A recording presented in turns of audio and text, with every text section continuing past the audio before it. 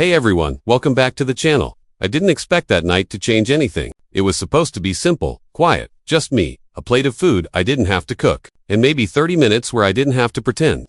I had everything under control. Being a single dad means you get used to noise. Toys clattering across the floor, tiny feet running down the hallway at 6 a.m., questions like where's my blue sock, and can we have pancakes again? And I love it. I love every chaotic second of it. But every now and then, when my daughter Emma stays at her grandma's for the weekend, the silence hits differently. That Friday night, the apartment felt too still. Emma had begged to spend the weekend with my mom. She had her little backpack ready by the door before I even got home from work. I kissed her forehead, promised I'd pick her up Sunday morning, and watched her skip down the walkway holding Grandma's hand. When I got back inside, the quiet wrapped around me like a heavy coat. I stared at the sink full of dishes, the laundry I hadn't folded, the stack of unpaid bills on the kitchen table. For a moment, I felt it all. The weight, the constant pressure to be enough. I didn't feel like cooking. So I grabbed my jacket, my wallet, and decided to treat myself to something small. Nothing fancy, just the diner down on Maple Street, the one with the cracked red booths and the smell of grilled onions that clings to your clothes. I hadn't been there in months. The bell above the diner door jingled when I walked in. The place was half full. Couples in quiet conversations. A group of teenagers laughing too loud. An older man reading a newspaper by the window. I chose a booth in the corner. The waitress, Carla, recognized me. Haven't seen you in a while, she said, handing me a menu I didn't need. Been busy, I replied with a tired smile. She nodded like she understood more than I said. I ordered a burger, fries, and coffee. Nothing special, just comfort food. As I waited, I found myself watching the families around me. A little boy sitting across from his dad, swinging his legs under the table. A mom wiping ketchup off her daughter's chin. For a second, my chest tightened. I missed Emma already. The food came quickly, steam rising off the fries, the smell warm and familiar. I picked up the burger and took a bite. That's when I noticed them. They were standing near the entrance, a woman and a little boy. The boy couldn't have been older than 6. His jacket looked too thin for the cold outside. The woman held his hand tightly, like she was afraid to let go. She looked exhausted, not just tired, worn down, the kind of exhaustion that sits behind your eyes. They didn't sit down. They just stood there, like they weren't sure if they were allowed to be inside. Carla approached them. I couldn't hear the words, but I saw the woman shake her head slightly. She glanced around the diner, almost apologetically. Then her eyes landed on me. For a brief second, we just looked at each other. I quickly looked back at my plate. I told myself it wasn't my business. People go through things. That doesn't mean you interfere. That's what I always told myself. I already had enough on my plate, bills, work, raising Emma alone. I took another bite, but I could still see them from the corner of my eye. The little boy was staring at the food on nearby tables. Not in a rude way, just longing. His small hand clutched his mom's coat sleeve. Carla walked back to the counter. The woman bent down and whispered something to her son, and then she did something that made my chest tighten. She took a deep breath, straightened her shoulders, and walked toward my booth. My first instinct was to panic. What was she going to ask? Money, help, a favor I couldn't afford. She stopped beside my table, her voice soft and hesitant.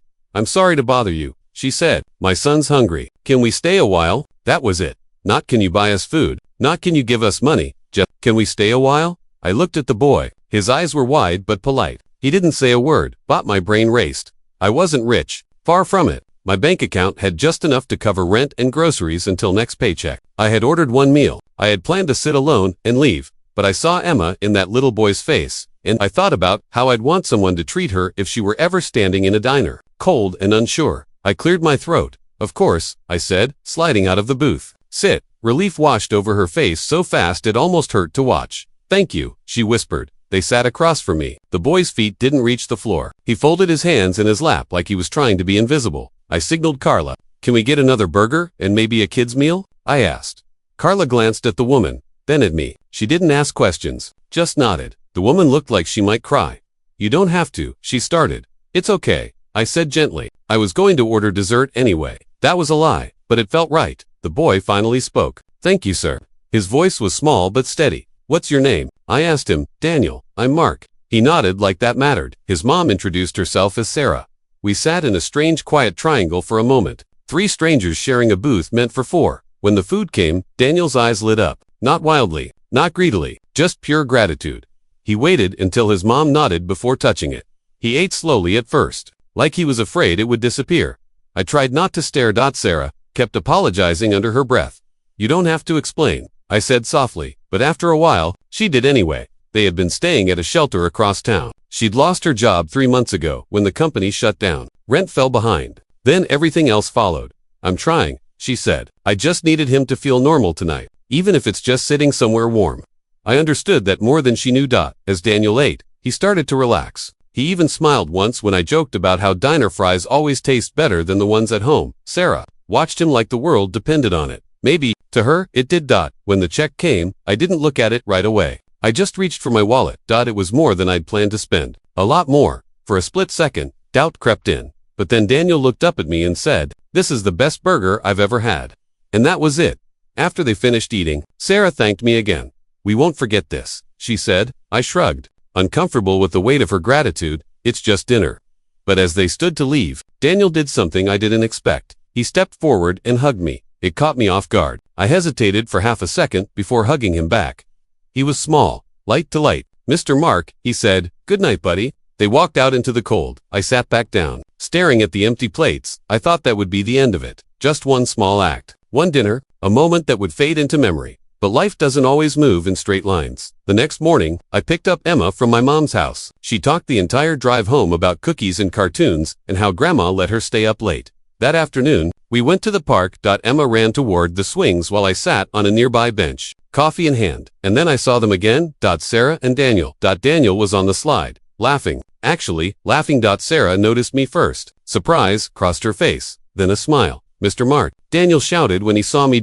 Emma looked at me. "Who's that?" "Just a friend," I said. "They came over." Emma introduced herself proudly. Within minutes, she and Daniel were chasing each other across the playground like they'd known each other forever. Sarah and I sat on the bench. She looked different in daylight. Still tired, but hopeful. "I had a job interview this morning," she said quietly. "At a bakery." "That's great." I almost didn't go. But after last night, I don't know. It felt like maybe things could change. I didn't know what to say to that. We exchanged numbers before leaving. "For the kids," she said, "over the next few weeks, we saw each other more at the park, at the shelter's family events. Sometimes just quick check-ins." Sarah got the bakery job. It wasn't glamorous. Early mornings, long hours, but it was something.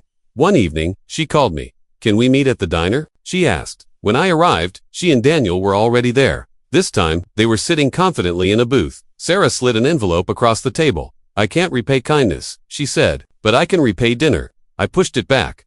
"You don't owe me anything."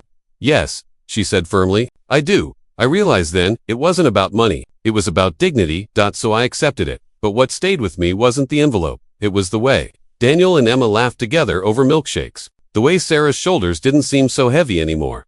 Months passed. Sarah saved enough to move into a small apartment, not far from ours. The kids started school together. Some nights, we'd all meet at the park. Other nights, they'd come over for dinner. Or we'd go to the diner, the same cracked red booths. The same smell of grilled onions. Except now, none of us were sitting alone. One evening, as I tucked Emma into bed, she looked up at me. "Daddy, yeah, remember when you said we should always help people if we can?" "I remember. I'm glad you did." I smiled in the dim light. Me too. I used to think strength meant handling everything alone, paying the bills, fixing the sink, being both mom and dad without ever showing cracks. But that night in the diner taught me something different. Strength can be as simple as making room at your table. I thought I'd eat alone. Instead, I found something bigger than a meal. I found friendship, community, a reminder that sometimes the smallest kindness echoes the loudest. And every time I pass that diner on Maple Street, I remember a Tourette mother's quiet words. "My son's hungry. Can we stay a while?"